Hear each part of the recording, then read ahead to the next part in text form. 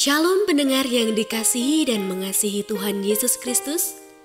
Kita berjumpa lagi dalam program Waktu Teduh bersama Renungan Harian terbitan Yayasan Gloria. Mari kita siapkan hati untuk mendengarkan firman Tuhan. Izinkan Roh Allah memberi kita hikmat agar kita dapat semakin mengenal, mengasihi, dan memuliakan Tuhan setiap hari.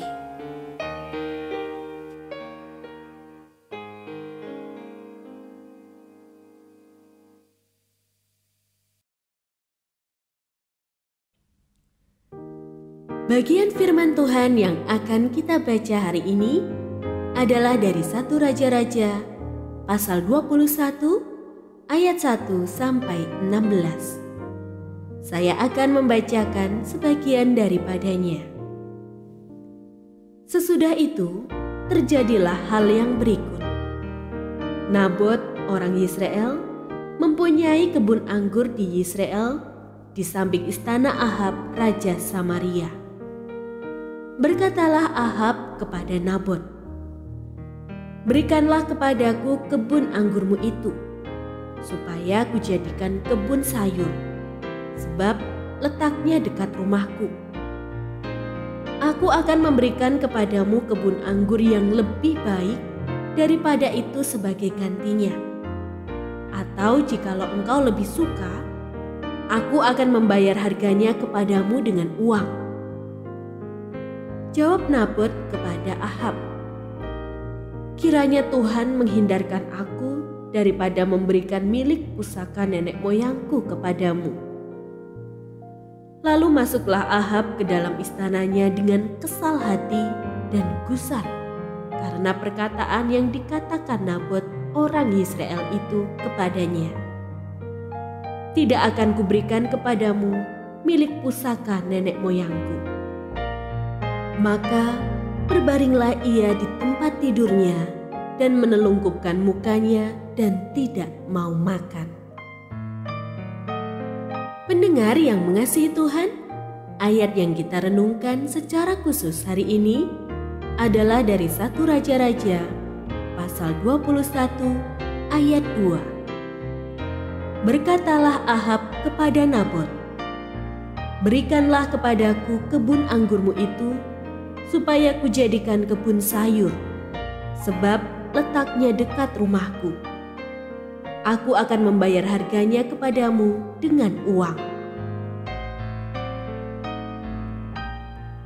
Renungan hari ini berjudul, "Saya Egois." Sifat egois adalah penyakit rohani kronis sejak manusia jatuh dalam dosa. Manusia memberontak kepada Allah karena egois. Pembunuhan Kain terhadap adiknya adalah bukti nyata egoisme. Faktanya, tindak kejahatan kerap terjadi disebabkan seseorang yang tidak mampu menguasai egonya. Raja Ahab adalah salah satu orang yang hidupnya dijajah dan dirusak oleh egoismenya. Kedudukan sebagai raja tidak membuatnya menjadi orang yang menjaga kehormatan diri, tapi justru egoismenya makin besar.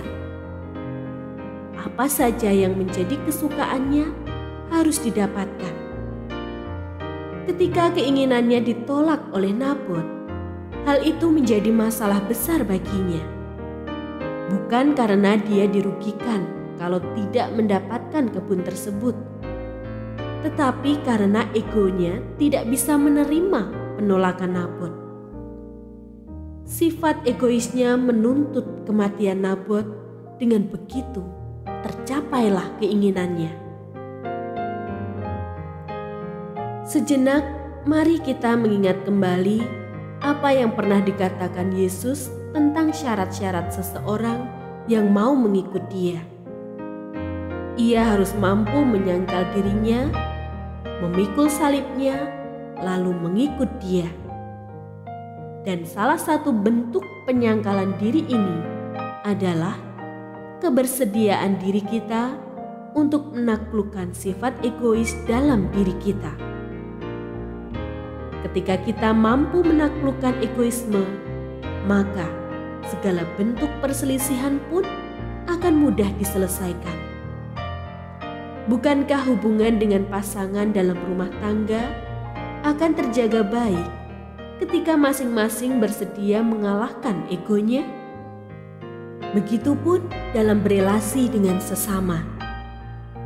Ketika egoisme ditaklukkan, maka roh iri hati dan kecemburuan tidak lagi mendapat tempat di hati kita. Ketidakmampuan kita mengalahkan sifat egois akan berakibat hal yang merusak.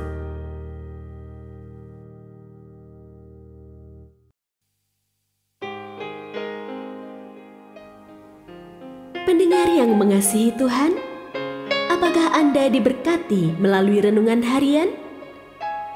Jadilah berkat dengan mendukung pelayanan kami. Dukungan Anda dapat disampaikan melalui rekening Bank BCA nomor 4565008880 atas nama Yayasan Gloria. Informasi lebih lanjut mengenai renungan harian dapat dilihat di situs web kami renunganharian.net. Tuhan Yesus memberkati dan menjadikan Anda berkat di hari istimewa ini. Shalom.